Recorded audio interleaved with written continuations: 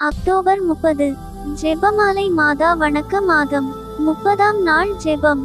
செபமாலை இராக்கினியே, Bethlehem குழந்தைகளின் தாயே, எங்கள் உள்ளத்தில் குழந்தைக்குரிய குணத்தின் ஒரு சிறு பொறியை பற்ற வைத்தருளும். திருக்குடும்பத்தின் அரசியே, எங்கள் குடும்பத்தை கண்காணித்தருளும். அவைகளில் விசுவாசமும் அன்பும் பாசமும் மரியாதையும் தழைத்து ஓங்குவதாக. குழந்தைகளின் மாசற்ற தனத்தையும் வாலிபத்தின் பரிசுத்தத்தனத்தையும் போற்றி பேணும் அன்னையே, ஒவ்வொரு குடும்பத்தின் குழந்தை மேலும் உமது கருணை கண்களை வீசியருளும். அமலோற்பவ ஆண்டவளே, மாசற்ற பாக்கியத்தில் அவர்களை வளரச் செய்தருளும்.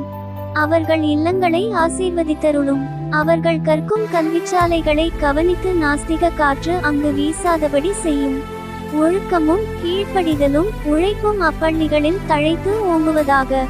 அவர்களின் ஆசிரியர்களை தெய்வ பயமுள்ளவர்களாக்கியருளும். அவர்கள் விளையாட்டிலும் இளைப்பாற்றியிலும் காலப்போக்குகளிலும் வானலோகத்தை மறவாதபடி ஞானத்திலும் வயதிலும் வரப்பிரசாதத்திலும் வளர்ந்து வருவார்களாக.